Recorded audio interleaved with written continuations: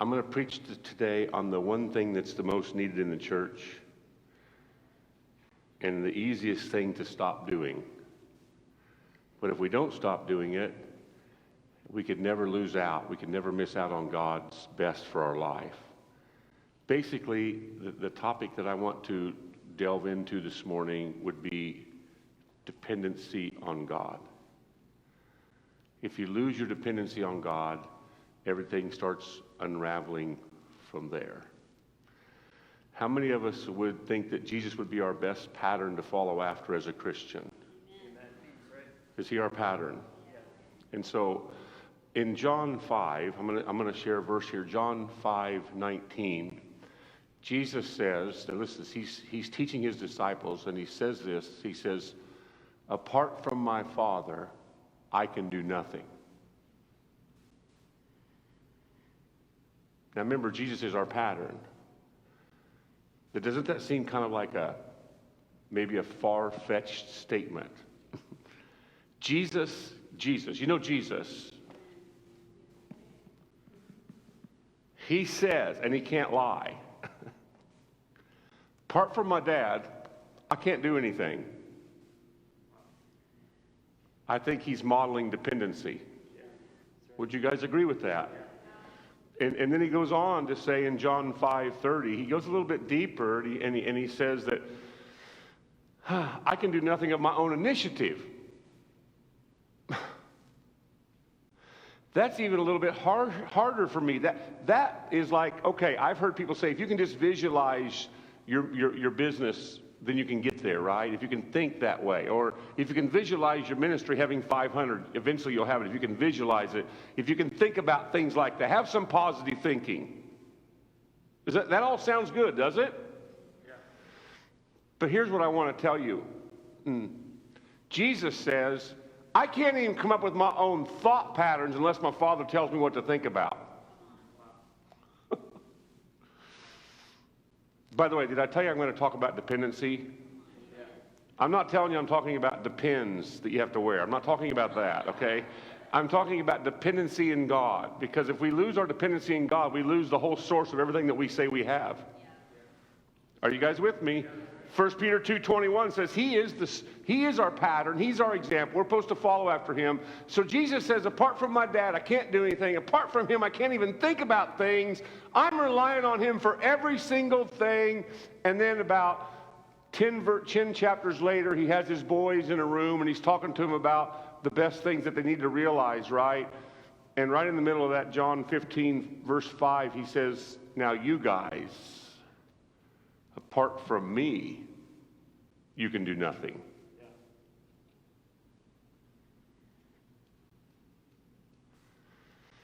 You guys have heard all this before.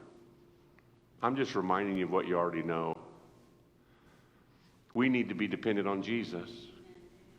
Paul says in Romans 7:18, in me there's nothing good that dwells. Maybe that's a good hint on why we need to be dependent on Jesus.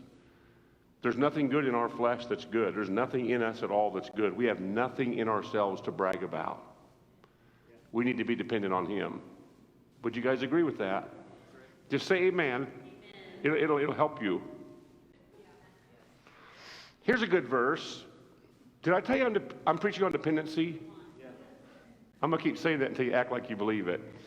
Matthew 5:3 says, blessed are the poor in spirit, for theirs is the kingdom of heaven. Blessed are the poor in spirit, the poor in spirit, the ones who are needy, the ones who are dependent. In fact, the word poor in spirit really could be, blessed are those who are the best beggars for me. Beggars, spiritual beggars. Are you guys with me? Spiritual beggars. I used to go on work and witness trips before I started traveling full time. We would go to third world countries. And the missionary host would always tell us, don't give money to those kids. Once they see you give them money, you won't be able to get anywhere. They'll stop you. They'll stop your car because they'll know they got one. Yeah. You know what Jesus is telling his disciples when he sat down on the side of that mountain and taught them the greatest message that ever was preached? He started by telling them the blessed, happy, profitable, lavish people that are the most secure people on the planet are the ones who are beggars for me. In fact, the most powerful person in a church is the one who's the greatest beggar for God's presence. Did I tell you I'm talking about dependency? In James 1:5, it says, if any of you lack wisdom, just ask of God. So some of you might be thinking, I don't know if I believe what this guy's telling me right now, but I want to tell you that if you think it's not me, ask God. He'll make it known to you. He wants us to be dependent. He wants us to be needy for Him. He doesn't want us to be able to stand on our own. He wants us to be able to only stand in His grace and His power. Come on, in His protection, in His leading, in His provision, in His guidance. He wants us to need Him. In fact, the only thing He needs from us is for us to need Him. He does not need a boat. He can walk on water. He just needs us to want Him to get in the boat with us. Come on, you guys. He doesn't need us. He needs us to need Him. In 2 Corinthians 2:16, it says, who is adequate for these things? Obviously, nobody is. Who can do this? Nobody. That's why we need God. We need to depend on God. So I'm going to go to Luke chapter 11. I talked about this last night, but I'm going to talk about it a little bit more. It was when the disciples came to Jesus and said, teach us to pray. And I alluded to this last night. The reason why they asked Him to teach them to pray, because they just came out of a prayer meeting that He was actually praying, and they fell asleep, and Moses and Elijah showed up. And maybe when they woke up and they saw Moses and Elijah, they I wonder what he prayed. Yeah. They thought it was a prayer meeting, so they fell asleep. And Moses was talking to God. Jesus was talking to His Father, and the heavens opened up, right? And glory came down, and He was transfigured, right? He's like, His clothes looked like raiment, and His face shone like a sun, right? And all, whoa. And then the disciples said, teach us to pray. You know why I think they said it? Because Jesus must have prayed with such dependency on God showing up. You know, prayer really should be, I'm coming into an encounter with God, and I get to exchange my nothingness with His everything. I get to exchange my humanity for His glory. Prayer is an exchange, and it seems like He's getting the bad end of the deal. But He says it's His glory that we accept Him. That's His glory. Isn't that amazing? So here's the story in Luke 11. It's the same as Matthew 6. It's what Jesus taught His disciples how to pray. Now, the disciples never asked Jesus to teach them how to heal. They never once asked Jesus, hey, teach us how to multiply the food. They didn't do that. They didn't say, can you teach us how to walk on the water? There's not one verse that says they asked Jesus to teach them how to do anything except this one. Would you teach us how to pray? And I think it was because Jesus showed them in His prayer life that He was so dependent on this God that they couldn't see, that they wanted to learn how to do that. And in Matthew 6, the prayer that He taught the disciples is a little bit longer, forgive us our trespasses, lead us not into temptation, give us our daily bread, for your will come, your kingdom come on earth. He goes through all those verses, but in Luke 11, He just uses a couple verses, and then He tells the story of the friend. Because in Luke 11, He says, suppose you're sleeping good on the Central Coast in Camarillo. I guess this wouldn't be the Central Coast yet. Let's just say you're sleeping good in Camarillo. And somebody bangs on your door at midnight and says, hey, I'm hungry. All the restaurants are closed. Can you give me some bread? Now, obviously, they're not on the keto diet because they're asking for bread. Come on. And so you get up and your eyes are full of sleep and you're like, what are you doing at midnight? We need something to eat. Well, I don't have anything, but I have a friend. And so you leave that person at your door and you go to your friend and you knock on his door at midnight and you wake him up. Now, first of all, if you're waking people up at midnight, are you really friends? I've often wondered in the Bible, should they be called friends or should they be called like stalkers or something? I don't know. Hey, what are you doing? I had a friend show up at midnight and he woke me up. He needs some bread. I don't have anything. And the friend says, I'll give it to you because I want to get back to sleep. I have all that you need. What if this going from you being awakened to awakening your friend is the lifestyle of staying dependent when you finally realize you have nothing but your friend has everything. What if people come to you and say, hey, my marriage is struggling, and you look at them and you say, I don't have an idea of what to do, but my friend does. What if people come to you and say, I've really got a bad diagnosis? You say, I can't do one thing about it, but my friend can. What if somebody comes to you and says, I'm really struggling with depression, I'm really struggling with my finances? Doesn't matter the struggle, does it? If you're a dependent person on Jesus, your answer is always, I don't have anything, but my friend has everything you need. Come on. I'm preaching really good. I'm preaching better than your sleepy faces are showing me. You know, the prayer really should be this: our friend who art in heaven. Because I don't have anything, but my friend has everything. So I'm going to stay dependent on him. Did I tell you I'm preaching on dependency? If you guys lose this, you're going to miss the whole point of Christianity. Because the moment you stop depending on him, now you're relying on your own abilities and your own resources and your own understanding. And then you have your own results. Okay, I'm doing better. God's helping me. I'm feeling some momentum.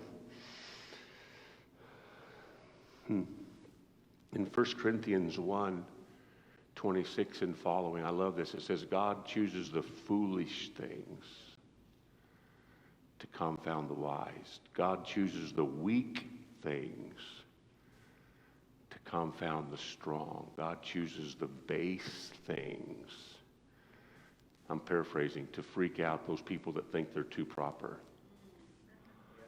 Now, why would God choose weak, come on, and base and foolish things? Because they're the ones who have to depend on him. Are you guys with me? Here's a good verse, 2 Corinthians 12:9. That's where Paul, because of his surpassing great revelation, God sent a messenger from Satan to torment him with a thorn. And he said, Lord, can you remove this thorn? And God told him, this is God's response to him. I'm paraphrasing. No, I can't do that, Paul, because I really think you're at your best when you're at your weakest and you depend on me the most.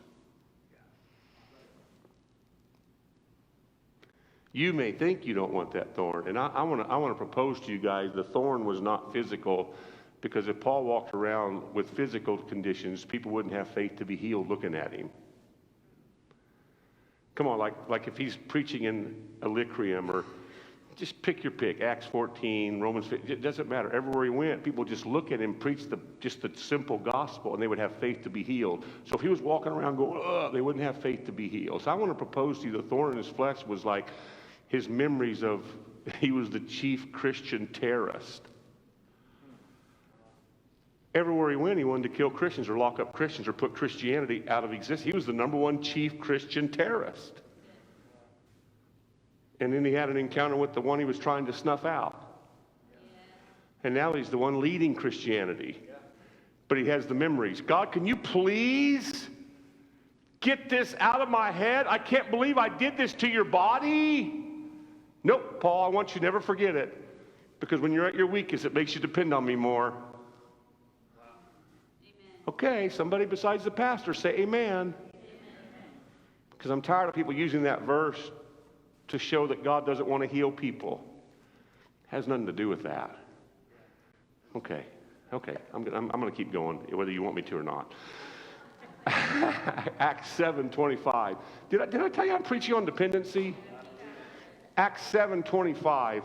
It's the story where Stephen's given this great discourse of the history of the children of Israel, right? And Acts 7:25 is right when he's in Moses. He's talking about Moses. And he says, Moses assumed that they would recognize him as their deliverer. Why did Moses assume that? Because he had a scepter, because he had billions of dollars, because he was from the house of Pharaoh, because he had great education and good plaques on the wall. Why did he assume? Because of who he was. So what did God do? He allowed him a 40-year course in stripping everything so all he could depend on was God. Come on. So 40 years later, God shows up, right? And a bush is burning. And that's not abnormal. Bushes would always get hit by lightning and burn, but this one doesn't burn up. After you hear it crackling a while and it's still crackling and it's not being consumed, that'd be kind of cool. Then it talks. And basically, here's the paraphrase. Moses, I can use you now because you got nothing, so you have to depend on me, because if you depend on me, you'll be the greatest deliverer in the history of the world. I don't got nothing, God. All I got's a stick. Perfect. I stutter. I just talk to sheep. Good. As long as you're dependent on me, you can't fail. Did I tell you I'm preaching on dependency? I didn't know if I brought that up. Hebrews 11, turn there with me. I want to read about some boys that are dependent. Hebrews 11, the great hall of faith. Isn't this a great message? I stole this whole message out of the Bible. I stole the whole thing. I don't have any ideas, you guys. I'm sorry. I like his ideas. Every time I think I get some new epiphany or sumarema, something brand new, it's like, oh, I read somebody saw it 100 years ago. It's like, there's nothing new, man. It's all his ideas. He just, every once in a while, lets me have a little bit of his mind. And that's eternal life. And the more dependent I am on him. Hebrews 11, 32, the great hall of faith. I think it's Paul. I don't want to argue, but I think it's Paul. And what more shall I say, for time will fail me? If I fail to tell of Gideon, Barak, Samson, Jephthah, David, Samuel, and the prophets. Okay, so he lists some pretty heavy hitters there, and they don't even make the initial list. Can I propose to you the people that made this list were the ones that were the most dependent? Hey, did I mention I was preaching on dependency? Okay, you're getting it now. You never forget that word, will you? Dependency. See, you thought it was a bad thing.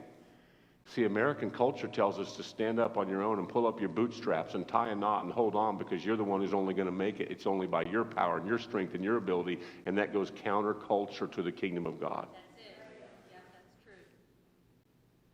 that's true. So what these guys do, they conquered kingdoms, performed acts of righteousness, obtained promises, shut the mouths of lions, quenched the power of fire, escaped the edge of the sword, from weakness were made strong, became mighty in war, and put foreign armies to flight. Okay, let's break down what they did. By faith, they conquered kingdoms.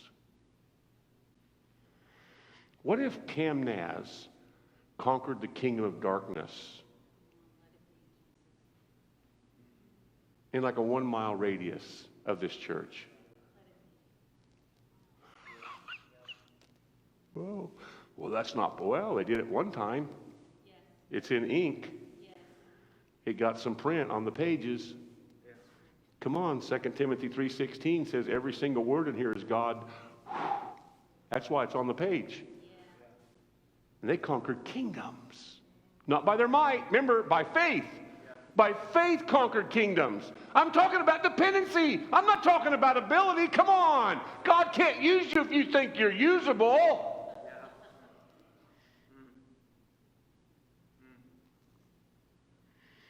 Conquered kingdoms. They performed acts of righteousness. That's pretty cool. What is righteousness? God-likeness. They acted like God. Who would have thought? They acted like Christians instead of churchians. Okay, two amens, and they're from Ohio. It doesn't even count, you guys. They obtained promises. Now, there's a difference between attain and obtain. You can attain things by good habits. Come on. You can attain things by working harder. But you can only obtain things by believing what his word says is possible. There's thousands of promises in this book. Come on. But you can only obtain them by faith and perseverance. They shut the mouths of lions. How do you do that, man? I know David did, right? He's out watching sheep and bare hands. How do you take out lions? I don't want to fight a lion. I want a gun. You know, I'm for the Second Amendment because when I go, I don't want to wrestle a lion. Happy. It's a happy day for me, right? He's leaping towards me. Come on, baby. New rug. They wrestled. You know, and the devil's a lion, which means they defeated him. Come on, you guys. Okay. This next one. They quenched the power of fire. How do you quench the power of fire? Do you have a hose? Or do you carry a greater fire? Isn't the only way to stop a raging fire to build a fire line so it defeats the ability for it to have anything else to consume? What if our fire was greater than the fire of hell? What if we walked in a greater fire than the fire who's trying to take us out? I'm preaching good. He escaped the edge of the sword. Whoa. Here's the phrase I want to focus on. From weakness, they were made strong. Can you look at me just for a minute? What he's talking about with these 5 individuals is they were here and they were made strong. They weren't chosen when they were here. They were weak. And from weakness, they were made strong. I'm preaching on dependency. They were here. They were weak. And they were made strong. What if you feel weak this morning? Well, my prayers aren't getting answered. I don't know what's going to happen with my family. I don't know what's going to happen with our church. I don't know what's going to happen with our state. I don't know what's going to happen in the world. I feel so weak. Perfect. Because if you're depending on him, he can make you strong. The first one here is Gideon. I love the story of Gideon. I could preach a whole series on Gideon. I have brand new sermons on Gideon. I love Gideon. Don't you? He's like your guide, your guardian. Check out Gideon. God shows up and he finds him hiding from weakness. He meets him hiding in a wine press trying to eat bread. He's hiding from his enemies. You can't count his enemies. Probably 1 million. I don't know how many there are. I've read different scholars, different commentators. I'm all for commentaries, but they're second class. You know the best commentary on the Bible? Would you guys agree with that? Just read the Bible. Just read it. Well, it's hard to understand. No, it's not. Ask the Holy Spirit. He'll lead you into all truth. He's inside of you. So he's hiding. God shows up and says, hey, man, I see you, you mighty warrior. You're a valiant warrior. I think you have the wrong Gideon, man. I'm hiding.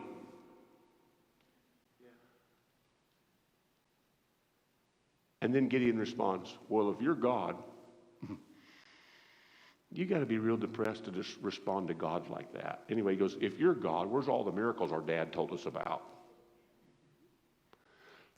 Who responds to God like that? I mean, if I'm in my hotel last night, and I turn off the TV about 9:30, I'm sitting there praying a little bit, and I doze off about 10, and at 1:30 I'm awakened by a bright, shiny angel and says, God's with you, mighty man of God. My first thing I'm going to say is, well, if you're with me, why is it so hard? If he's in my room, I'm going to say, whoa, are you serious? Which proves to me that not only is Gideon weak, he's afraid, he's depressed. He thinks it's hopeless, guys.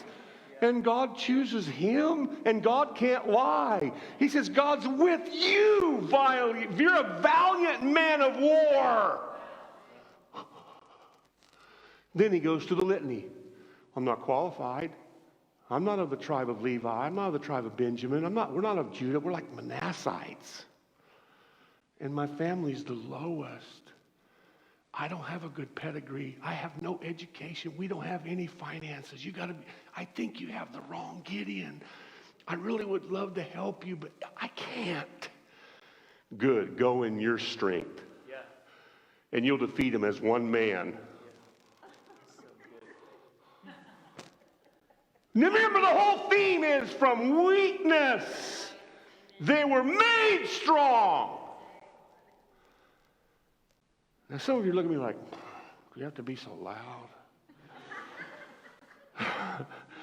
I'm just trying to wake you up. I don't think I'm doing any good, but maybe later the Holy Spirit will bring it to you. Amen? I mean, he's good. He's better than me. He's better than me anyway. I'm only doing this because of him. My flesh is a long ways away from here right now, but my spirit's really engaged. Does that make sense?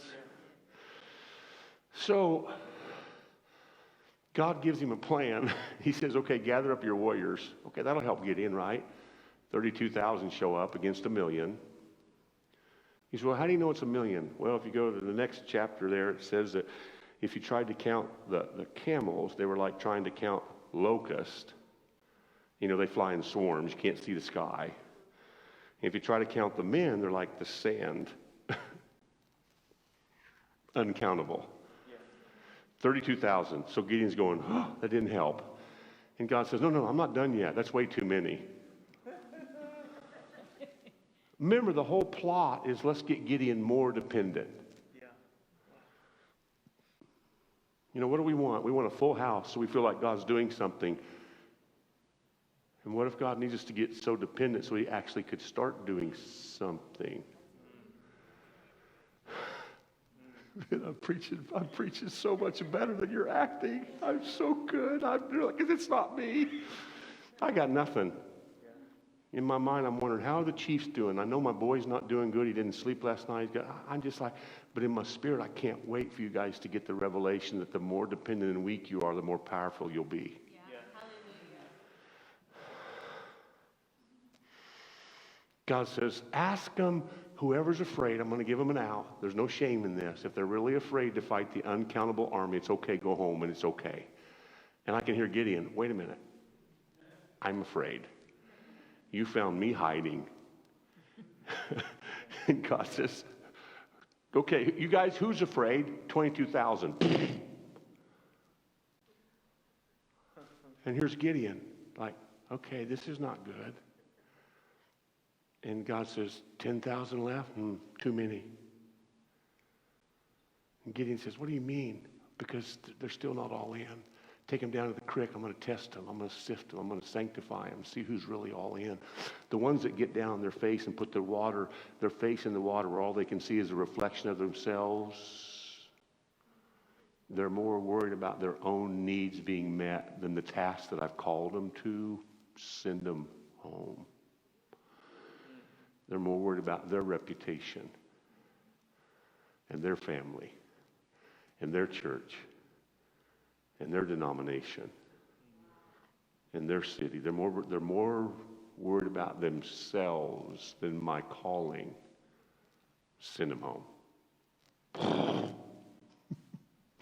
I just want you to keep the guys that do this.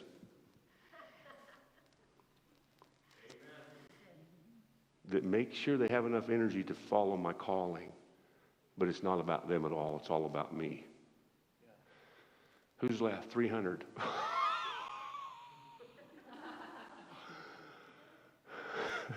I wouldn't believe this story if it wasn't in the Bible.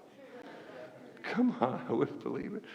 So then God says, okay, if you're still afraid, I never stopped being afraid. You picked the fearful one, remember? It was your choice. I wasn't looking for you. I was hiding, trying to have my last meal before they took my life out. And now you're saying, if I'm still afraid, if you're still afraid, go into the camp of your enemy and hear what they're saying about you. That's your cure for my fear? Go listen to my worst critics? Go and listen to the gossip of the naysayers? Are you kidding?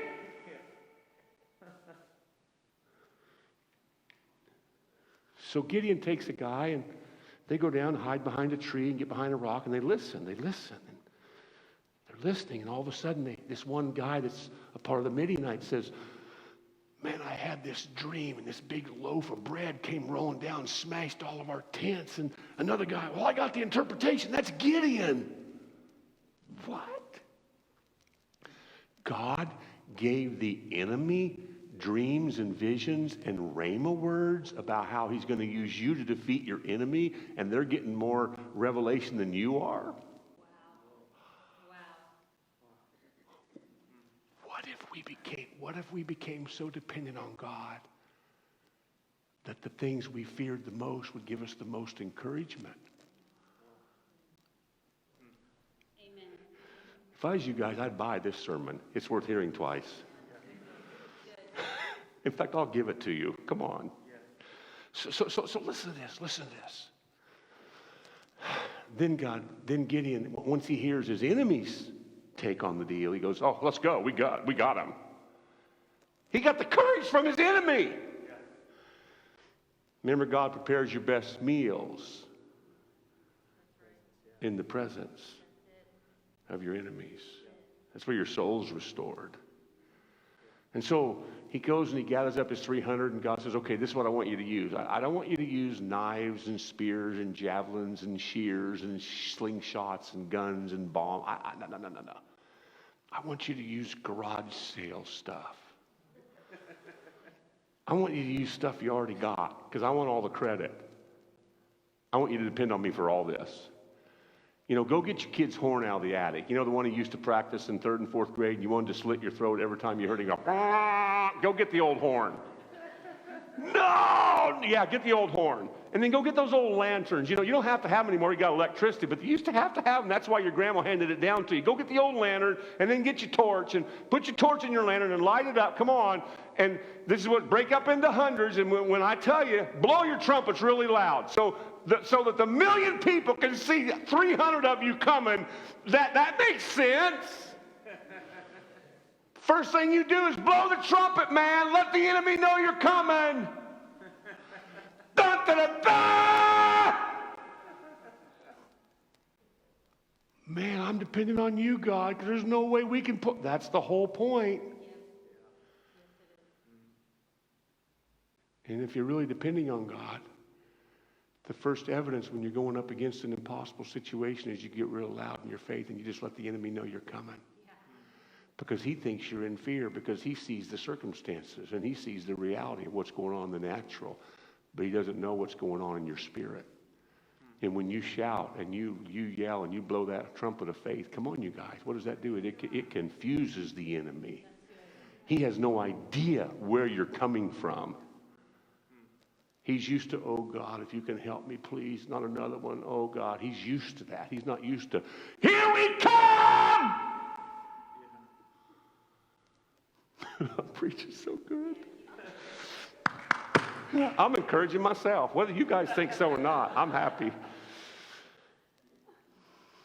And then he says, break those lanterns. You want to get really anointed? Don't be afraid to be broken. We're always trying to avoid the breaking. But if we were really depending on him, we wouldn't mind him breaking us.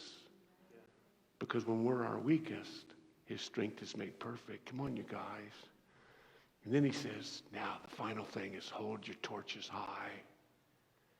Hold your light high. When it's the darkest, shine the brightest. Come on, when it's the darkest, shine the brightest. But you know what it really means? What do you get from a torch? Your word is a lamp to my feet and a light unto my path. What is the torch? It's your vision, man. When you're outnumbered and you're the most broken you've ever been and you're at your weakest moment, don't ever lose the vision that God's given you. Hold your vision high. And if you read the text there in Judges 7 and 8, it's amazing to me. It says, hold your torches with your left hand. Not your right hand, because that always signifies strength, ability. It says hold it up in your weakness. Keep your vision. And all of a sudden the enemy's so confused that the enemy takes itself out. It'll take you days to get all the leftovers that the enemy had stored up for you because you actually started depending on God instead of your own strength. Did I mention I'm preaching on dependency? Gideon.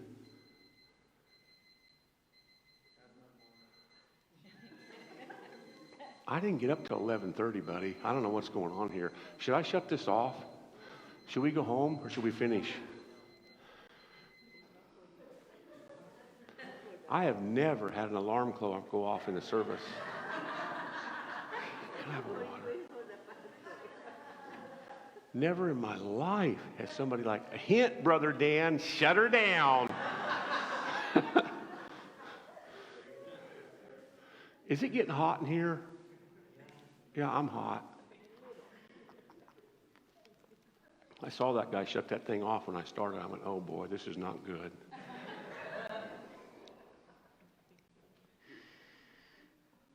The next one is Barak.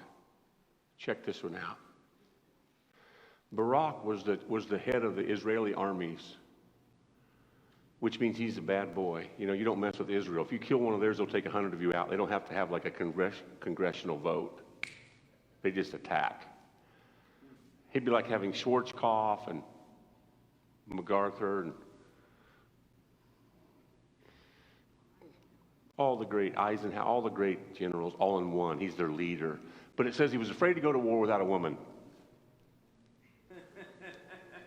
The baddest guy in the whole country is afraid to go to war without Deborah. Yeah. That's right. From weakness, we're made strong. Yeah. And I'm not degrading women. I think women are going to lead the charge in the Third Great Awakening because they're better worshipers. Us men, me included, you know, we worship. It's internal. Women worship with their whole being. Their mind, their emotions, their feelings, their hair, their hips, their hands. I mean, do women worship better than men? Come on, and I'm just telling you. So check this out. Check this out. God's always looking for worshipers. Why? Because it tears the veil. It lets heaven come. And this, if you take the word hymn, where we used to sing hymns, the same root from hymn is the word for hymen. Let me explain this to you. Can I do a little bit of teaching? Time out. You know what worship does? It brings him closer and closer and closer and closer and closer and closer and closer to where the two become one. So I'm not degrading women. I'm just saying what the Bible says. The phrase was, from weakness they were made strong. And all I could find on the study of Barak was he was waiting on a woman to give him courage. You get it? The next one that's listed, and by the way, that wasn't a sexual statement. It's not sexual. God's not sexual. He's spiritual. He wants us to become one. Are you guys with me? Okay. Who's the next one? Jephthah. Ooh, his mom's a whore. I can say that in church and get away with it because I just quoted scripture. Come on. She's a harlot. She's a woman of the night or day. Take your pick. And so his brethren, his countrymen, his fellow comrades, they chased him out of town. Oh, he's the bastard child. Yeah. But when all hell hit, come on, we better get Jephthah back. So the outcast becomes the leader. Oh, who's the next one? David. Whoa, David! Remember when God tells Samuel, hey, I got to get a new king. This guy's, it's all gone to his head. He used to be humble, but he's prideful. I got to get rid of him. I got to get a guy. Come on. And he's one of Jesse's boys. Go there and take the horn of oil and anoint the next king. And there's no instruction on who it is. So the horn of oil would be a horn that's cut off of a bull. And it's got a wax plug. And the Jewish people that I studied said that the oil would only pour when it was over the head of that which it was sent for. And the horn represents blood, and the oil represents anointing. So you got to be cleansed by the blood before you can be empowered by the Spirit. The horn of oil. Come on, we're priests and kings unto God, and the Levitical priesthood said you got to apply the blood before you can apply the oil, the horn of oil. So he shows up, right? And here's Jesse with all of his boys lined up from the oldest to the youngest. And no. Was this all you got? God doesn't make mistakes. And in 1 Samuel 16:11, it goes, no, there's the young one. What does that mean? Either he's your boy or he's not. Yeah. The young one, the word young in Hebrew means there's the least one. We don't think much about him. A lot of the Orthodox Jewish priests that I looked into this, they said that they believed that David was born in iniquity, Psalms 51. He was a result of an adulterous affair. And Jesse didn't think that the next king could come from that kind of a beginning, so he didn't even invite him to the coronation. I'm talking about people that were from weakness. I'm talking about dependency. So, well, there's the least one. He watches the sheep. We'll go get him. We'll wait. So he shows up. He's the one. And so he's out there watching sheep, killing bears, killing lions, and when the call comes, kills Goliath, and he takes care of business. Why? Because he just depends on God. And then he gets the kingship, and he does some stupid things. I mean, when you're supposed to go to battle, you don't stay on your roof and pick the most beautiful woman in the neighborhood and have an affair with her and have a kid. You don't do that and then kill her husband. How come some of you are going,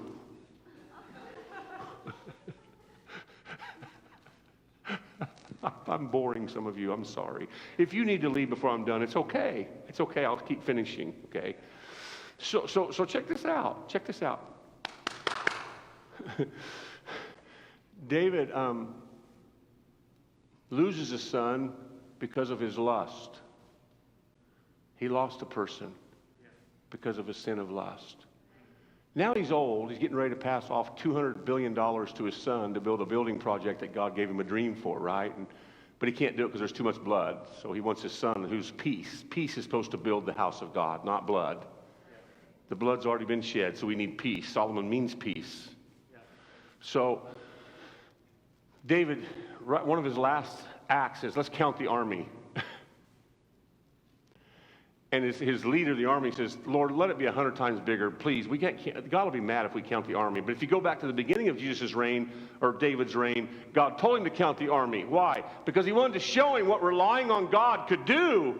But in the end, now David's like, I want to rely on myself. I got to know how much I've accumulated. I got to know how much power I have. And so he goes from being dependent to being self-reliant.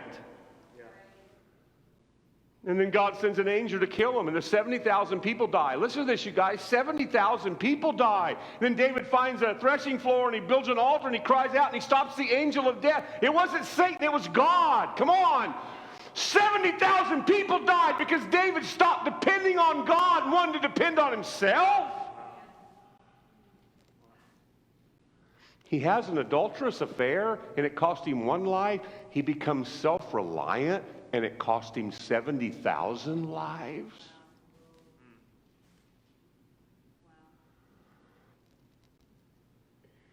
Because I see a lot of people in churches that have no emotion when I preach.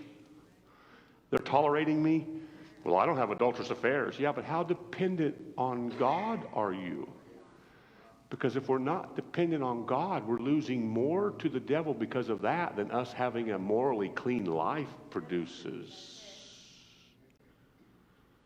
And I'm all for morally clean lives. Come on. I'm almost done. What do you guys think we've lost in the American church by depending on everything but God? It's a heck of a lot more than 70,000. We wanted our programs, our methods, our strategies, our kind of music. And if we never would have stopped being dependent on God. Come on, man. Yay. Okay, I'm almost done. Okay, let's leave David. Because he's like, I could preach on him for 3 months too. Samuel's a good one. Samuel's like born out of desperation. Hannah was so desperate, she just stayed and just cried out all the time. So if you're desperate for God, you're going to produce desperate kids.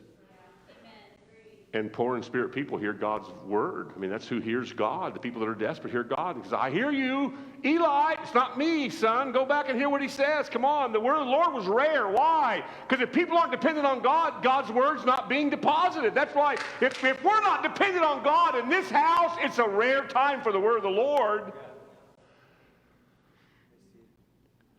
And Samuel, he's so dependent that every word that he ever spoke never fell to the ground because he always heard God so good. And I'm telling you, I'm talking about people that from humble beginnings.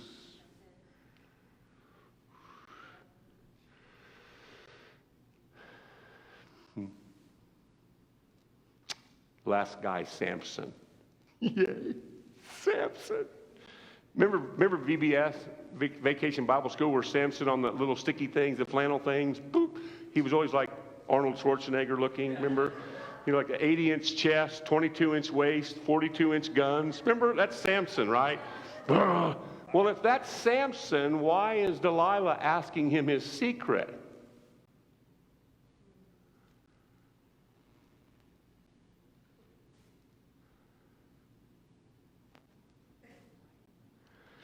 Can you imagine standing in the line in heaven after the first billion years? You know, for the first billion years, it's going to be worship.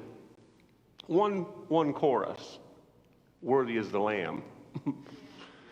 And then after about 1 billion years, Jesus will say, okay, that's enough. Go mingle. Which we'll get a chance to meet people. So I want to go meet Samson. And I'm standing in line. It's getting long and shorter and shorter. And finally, I'm about 10 out. I can see him. He's 4'11", 115 pounds wet. And you look at him like, what's your secret, man?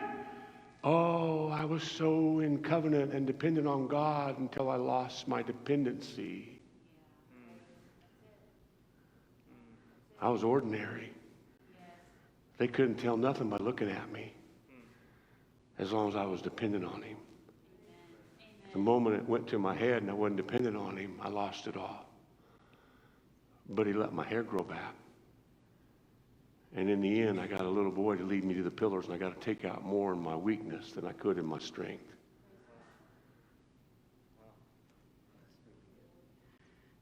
Yay. Did I tell you I'm preaching on dependency? Did I feel like I'm 58? I'll be 59 next month. I'll be 59. I've seen so much, and I feel more dependent right now in this moment than I've ever been in my whole life. I'm more dependent on God than I've ever been. That means I'm in good shape. I used to avoid it. I don't like that feeling. I don't like being vulnerable. But as long as I'm dependent on God, He's got me right where He wants me. Are you guys with me? Okay, hurry up, Dan. Come on. I've still only preached for 40 minutes because that alarm thing took 2 of my minutes. I don't really care. I'm going to finish. Is that okay? And so listen to this. So listen to this. It says in Ephesians 6:10 that we should be strong in the Lord and the strength of His might. You know, as a little boy, my daddy was an evangelist, and he was always gone doing meetings. And when he would come home, I would be so afraid he was going to leave. I would sneak out of my school and run to my daddy's car and hide in the back seat of his car because I was afraid he was going to leave again. I was always afraid. And I was always like a head taller than everybody else in my class. I was like tall. And my peers didn't like me because I always wanted tetherball. I always wanted basketball. You know, I always wanted volleyball. And so I remember when I was in 4th grade in Bloomfield, Iowa, all the kids in my class signed this sheet of paper, and they passed it around, and it says, I hate Bohi. 2 people in the class did not sign it. I remember them. Rusty Forsythe and Louis Hill. I remember them. I don't remember the other ones. So I lived in fear. I was bullied by people 3 or 4 years older because I was their height. And so they wanted to fight me, so I was always running. I learned to run fast. They would chase me home, and I would slam the door, and I would look out, and that little peephole, and they'd be out there. They wanted to beat me up. They were bullies. But, man, sometimes my dad would come home, and we'd go to Friday night football games because we only lived like a quarter of a mile from the Davis County Mustangs football stadium. And I'd go, and I'd see the bullies, but my dad's with me. Yeah. And I'd look at him. You know what that means? We're not supposed to be strong in ourselves. We're supposed to be strong when we're leaning in and depending on our big brother who said he would never leave us or forsake us, man. In 2 Corinthians 4:7, we have this treasure in earthen vessels. In 2 Corinthians 4, it's a story about a woman who's lost everything because her husband died. He was a prophet. And Elisha shows up, and you know the story. She's out. She doesn't have anything. They're going to come and take her kids as collateral. And to me, it's a picture of God letting someone get so dependent. Come on. Here's my take on the story. Here's Elisha, this mighty man of God, who's got a double portion of Elijah. I mean, he does some cool stuff, right? Even his bones heal people. He's anointed. And so he shows up and he looks at this woman, and she's in dire straits, man. They're coming to get her kids. And I can hear the conversation. If I was sneaking in that room, I would say, what about your husband's car collection?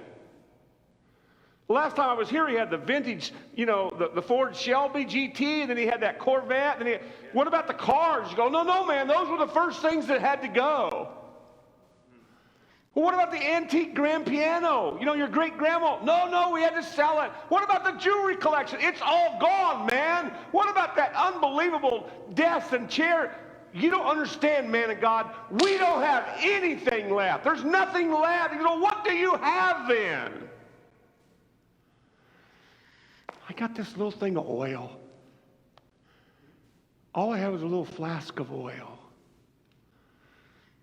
And the man of God says, perfect. Go get some empty vessels and get them in the room and lock the door and start pouring the oil out. And as long as they're empty, the oil will never stop. I'm talking about dependency. When you don't need him, he's not pouring. When you're desperate, when you don't know what to do for the next step or the next breath or the next thought, he can't help but pour. Yeah. What if our greatest strength would be our greatest neediness? Yeah. We're locking ourselves in the room, God, until you come. Whoa. Little jar of oil pays off her debt. She has something to retire on. Sounds like the garage sale story. Yeah. Yeah. God always uses the foolish, weak, ordinary things because he wants all the glory.